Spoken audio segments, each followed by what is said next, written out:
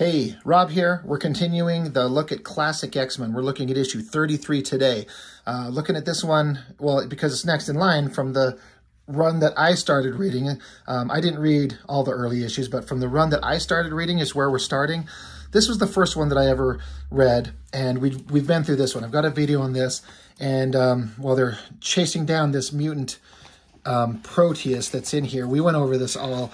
But the important part in this book is the part where Wolverine faces down the bad guy. He's got reality warping powers, and Wolverine's whole existence is based on hyper awareness of reality, his sense of smell, his connection with nature. And this character can just warp it into any weird distortion at all. Wolverine took him on, and his mind and everything just got warped and screwed up, and it really messed him up. They didn't really get into it too much into this one. It just started that story. Wolverine has to hunker down with his claws because Storm's trying to fight this guy off. He's coming, so she's using her full powers of the Storm to stop him. So Wolverine kind of hunkers down into the ground. That was a great story. And then there was this follow-up that we looked at that was new material drawn to add on to the previous story, where they get deep into what this Proteus guy did to Wolverine, showing as best they could visually how reality was warped. Wolverine gets shattered into glass. He gets transformed into this mutant bug creature. He suffers the reality of becoming a rotting corpse. This whatever the hell's going on there.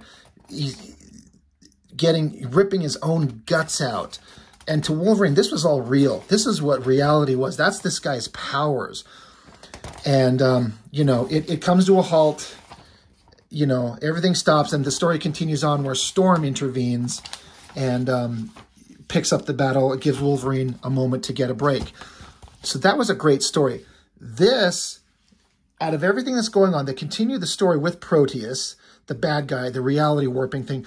But one of the greatest bits of characterization I've ever read in a comic book is in this one. It's so great. Let's get into it so we can see what's going on. It starts out with Storm, again, throwing all her powers at this Proteus guy, and she's saying she's pushing her powers to the limits, and he's not even stopping. Don't know how or why he could withstand that, but he is. So she's trying to get away. She's kind of freaking out. He's coming, so she tries to fly away, but him using his powers that he's got, he, again, distorts reality and gravity and everything. The land, everything just shifts. It crashes her into the ground. And she's basically helpless. He's going to come. He's going to possess her. And if he gets her, he gets her powers. Nightcrawler's like, dude, come on. We got to go. Storm is, you know, she's doomed. We got to help her. And he's like, I want to, Crawler. I'm trying to, but I can't. Now, you might think that that's Wolverine because you think that Wolverine's like he's stuck or something like that. Maybe the Storm's keeping him down. He can't go. Because you would never think otherwise, because Wolverine is the world's ultimate badass. He will fight anyone, anytime, anywhere. But he says that he can't, which is foreshadowing of something to come. So this Proteus guy, as we discovered in the previous issue, metal is deadly to him. So that's why Wolverine was actually a deadly threat to him, but only if he can, you know, reach him. But somebody takes a shot at him from a distance. Somebody's shooting at him. So he's fortunate. He's thinking that he's in the storm. He can get away. So, or at least he hopes he can, but, you know, the bullet's hitting the ground, and it's Moira McTaggart. That's the character, his mother, and she's going to take him out. She's got him in his sights. Cyclops shows up and ruins her shot. She's like, wait, because we're heroes. We don't kill. Come on, don't do that. She ain't having it. She nails him in the guts, and he doubles over, but that was just enough time for him to jump in a car and get away. So, shit, she's got to keep going. Here's where the story gets profoundly interesting to me. One of my favorite scenes, one of my most memorable scenes in any comic book starts right here as good characterization. The X-Men are showing up. You got Jean Grey as Phoenix, which is, I just love the idea of her. She's so super powerful, and she's with the X-Men. You know, it takes this team of mutants that makes them on the same level as the Avengers or the Fantastic Four in terms of power level, if not more so. But, they're all sitting here, and they're kind of addressing Storm, Nightcrawler, and Wolverine because they fought Proteus, and they're kind of checking, is everyone okay? What's going on? And Colossus is like, I don't understand. Like, what happened? And, you know, they didn't get it. I guess they don't really understand Proteus's powers or how it works or how it can affect someone. Cyclops, we're reading his inner thoughts. This isn't something they do in modern comics too much anymore, like thought balloons. But he's saying, whatever happened here to Wolverine is shaking him badly. He's close to breaking. If he doesn't snap out of his funk now, he'll be permanently gun-shy. Because you see Wolverine, he's sitting off to the side with his head in his hands. He's got a drink in his hand, like a cup, like you could see it here. And you just see Wolverine again, like, this isn't Wolverine. Like, Wolverine's the toughest badass ever, and he's just sitting there cowering in a corner with his head over his hand. Cyclops continues his inner thoughts. For Wolverine, that's a fate worse than death. So he says out loud, you're pretty quiet, short stuff. Wolverine, he says, like, he's stuttering over his own words. He's like, I got nothing to say. Like, he's shaking. Like, holy shit, Wolverine's shaking? So Nightcrawler's jumping. I'm like, hey, leave him alone. Like, he's been through a lot. He needs a minute. Cyclops is like, I think the run's faking. So he shoves Nightcrawler away. And he's saying, hey, if it was so bad, how come you're fine, Nightcrawler? How come, what's wrong with Wolverine? You know, Nightcrawler didn't go through what Wolverine did. Cyclops, whether he knows that or not, is irrelevant. He's basically saying if Wolverine doesn't pop out of this scared little state that he's in, he's not gonna make it. We've got to fix this for him now, because he's even saying if he doesn't get out of this funk, he'll be permanently gun-shy. For Wolverine, that's a fate worse than death. So he throws coffee on Wolverine, says, I think you're faking it. And we've always locked horns from the beginning. It's time that we settled things if you're not too scared to fight. That pisses Wolverine off. So he jumps up, just kind of charges at him. And Cyclops, he knows what he's doing. He sees what's coming along, grabs him and just does a move just to flip Wolverine on his back. That pisses Wolverine off even more. Pops his claws, takes a swipe at him. Cyclops is thinking, yeah, that was close. So these guys are going at it. They're fighting, and the other X-Men are like, what the fuck is going on? You guys stop it. Jean Grey, you know, the lover of Cyclops, she knows Cyclops. She trusts him. She could probably read his mind. But she's like, hey, everyone, stop. Hold on. Just let him play this out. And I love this is another great tactical thing. Colossus has jumped up. So Cyclops, he kind of dives off to the side, shoots his beam, and it reflects back. Doesn't hurt Colossus, especially he's not using full power, but just reflects a beam off to smack Wolverine in the back, catches him, gets him up into a move, and kicks and flips him over. Oh, yeah, it says right here, Jean, before I started this, let her read my mind to cue her in on the plan. And he says that she's my ace in the hole if this whole thing goes wrong. So basically, he's like, if this doesn't work and these guys are going to kill me, she'll be able to stop everyone. But she knows what he's doing, so she supports him.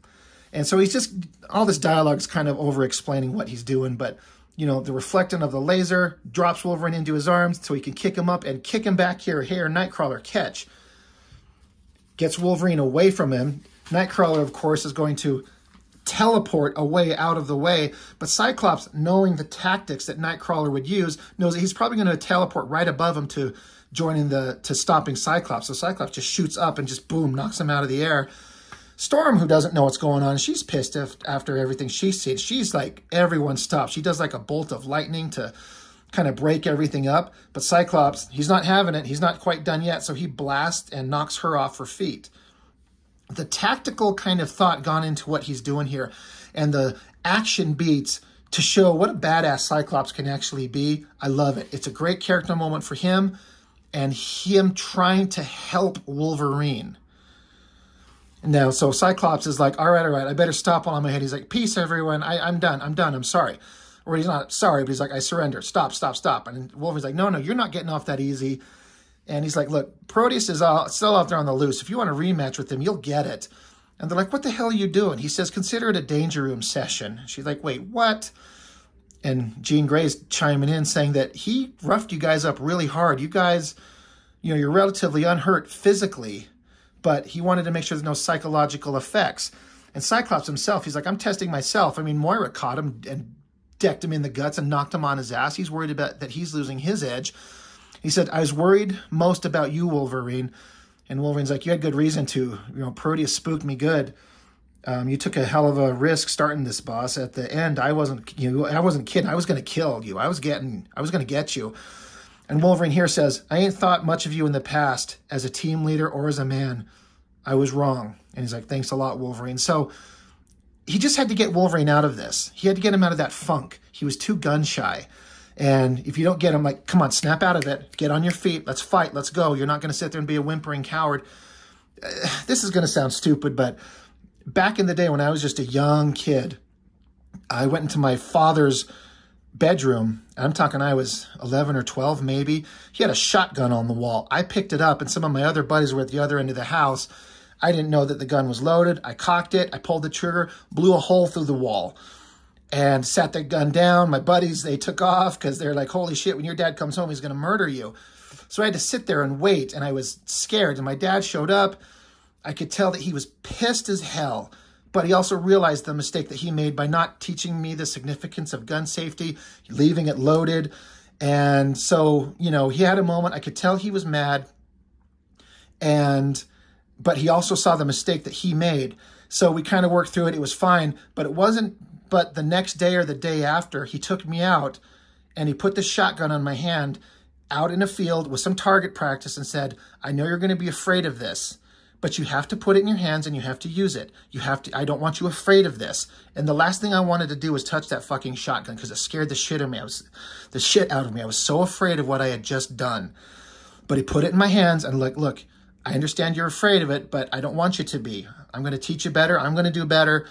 And I took a couple shots with it, and I wasn't afraid of it anymore. So that's kind of a dumb analogy, but it was kind of similar. I think this is what kind of made me connect to that point in the story, is like something scary happens, and if you let it defeat you, you'll be afraid forever if you don't face it, and it's best to face it immediately. So, dumb analogy, but that is something that really happened to me, and I thought that character bit with Wolverine, showing that he is human, he can get scared. And even though he's the toughest fighter and the most mentally strong, he suffered something that no one could make it through. And Cyclops recognized it and brought him out of it out of respect as a human being. And these two grew closer as a result of that. And what a great leadership you're seeing from Cyclops. It's great. So anyway, now that the team's basically back on their feet, it's back to chasing down the bad guy who, you know, the bad guy in his, because he can possess human bodies, he's this cop form. He runs into this lady on the street, takes over her body. Then now in this new lady's body, gets rid of the dead corpse of the cop body he was in, takes off. This is getting to some more of the story stuff. It's good stuff for the story, but we're going to move past that. I don't want it to go on too long. But this is basically, I believe, her ex-husband and the father of the Proteus guy. They're having it out.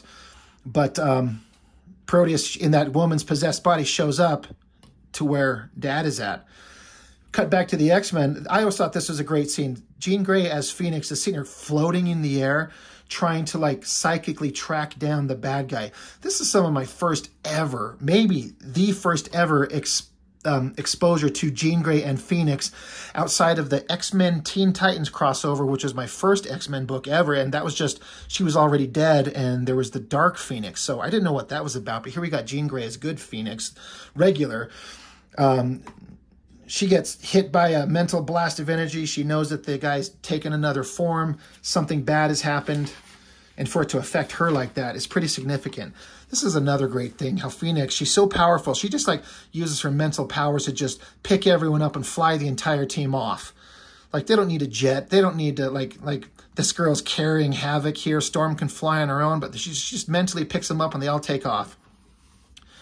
You find out that the Proteus guy has taken over the body of, I believe it's the father. So now he's possession of his father's body. And his reality warping powers are going crazy. He's super dangerous. This is a great shot, like an aerial view of Jean Grey carrying all the X-Men. They're all flying through the sky. Cyclops says, hey, he's afraid of metal, so in your metal form, you have the best chance against him. So he drops down, turns into his big metal form, smashes into the ground. He shows up, and he's like, your reign of terror is at an end, monster. Bad guy's like, no, it's not. And he just changes reality. So gravity just flips on its end. So now they're all like, this scene is like, that's a city scene, but now gravity's gone completely different direction. Everyone's falling away from him. The X-Men drop down into view to battle, and Cyclops shoots. And again, he can warp reality, turn Cyclops's optic blast into, looks like flowers. And he's just like, yeah, you can't beat me. No, none of you can beat me. Jean Grey can. She's like, you know what? Last time we met, you caught me by surprise, but I am ready for you this time. The text here says, for the first time in months, Phoenix's power sings within her. It feels glorious and terrifying. But before she can speak, Proteus grabs Moira McTaggart and kind of zips away, and they're like, he's got her. For us to take him out, we might have to take her out. And Cyclops is like, we might have to do that. That might be the next step we have to take. 17 pages, and that story is over. It's crazy how short these old comics were and how much story they pack in. So that is just great stuff. That characterization, I've gone over it enough with Cyclops and Wolverine. I won't get back into too much of it, but that was the most memorable thing. I thought that was great stuff, and it really makes me like and appreciate the X-Men and the team, Wolverine and Cyclops especially. Now, as is the same with the previous book, there's a backup story that gets into a deeper understanding of a scene that happened in the previous story. I'm not sure where this scene where Havoc and Polaris actually originated, because I don't think it was in this book. It might have been something that happened in a couple books before. It's drawn by John Bolton, who does some wild, crazy, like artsy, weird horror type shit. You're not gonna get into the story. They're having some problems. Havoc is having some problems. When he gets lost in his mind and starts seeing things, they're kind of talking about what that is between them. It was an interesting story, but weird things are going on here. Like they fly up into the air, and then like they're imagining things really weird. Like they embrace, they kiss, and they kind of become formed as one weird body, which is the back cover. I mean, look at that. That's just the weirdest shit you've ever seen. Like, what does that even mean? I don't know, but it's awesome. And then they slam back down onto the ground, but they're kind of back to reality. He's just kind of trying to figure himself out and what he's doing and what's going on. Yeah, whatever that all is. The interesting part, the best part we're coming up on, they get back in there in the Jeep, they're driving off, and he's like, don't worry, I'll concentrate so I don't drift. And then it's just this weird psychedelic, weird shit that's going on. I wish I could understand what that was all about, but I kind of don't care, because they show up, as happened in the previous book. We're joining where Nightcrawler, Wolverine, and Storm had just gotten done fighting Proteus, and the X-Men joined the team. Like there's that shot of Jean Grey joining the team, like she was in that high shot earlier in the book. Let's see. Yeah, right there. How she's flying. They're all joining. We're now kind of matched up in time. John Bolton, this artist, he did a great job on that figure. That looks great, and that costume is so fantastic. This is another part that just adds to the previous story. And in my mind, I kept thinking that this scene actually happened in the previous pages. I kept forgetting that it was in this backup story where they're like, are you guys all right? And Storm's just like, just leave us be. Nightcrawler, is everyone okay? Like, yes and no. It was rough on one, my friend. Havoc walks up to Wolverine, who's cowering, before Cyclops does his thing to help him out. This is when he's still gun-shy and freaking out. Wolverine, are you? And Wolverine's just like, what? What? And look at the fear on Wolverine's face. You've never seen Wolverine afraid, and he recognizes it. Something's wrong, and there he is kind of hunkered over. And then the story continues with the whole thing. I just went on a big, long conversation about how Cyclops helps Wolverine. But just a great, perfect little add-on to that character moment. Couldn't tell you how much this ad, Punisher Wolverine, I've done the review on that book already, but this ad leading up to it, like this is Jim Lee drawing, and to see Wolverine like this going up against the Punisher, holy shit, man. I couldn't think of an ad that would have got me more excited for anything than that. That's so exciting. And then there is a reproduction of the original cover, because again, these classic X-Men had the artist do a different cover on the book to give it a fresh look. But that's the original cover. And then do this wild back cover. This classic X-Men, they did some really neat things. I really like them. Great story. Obviously, now that you see this scene, you understand why they're going at it. So there was a lot of neat stuff going on here. And it's another great issue. I'm excited to kind of get going on into the next issues of Classic X-Men. We're going to cover them, finishing up the Proteus saga, and then it leads right into what becomes the Dark Phoenix saga. That's some great stories and great classic X-Men stories. So that's what I got for this time. Thanks for joining me. These books are fantastic. They were a great read at the time, and they still are today. So that's all I've got for now. Thank you as always. See you next time.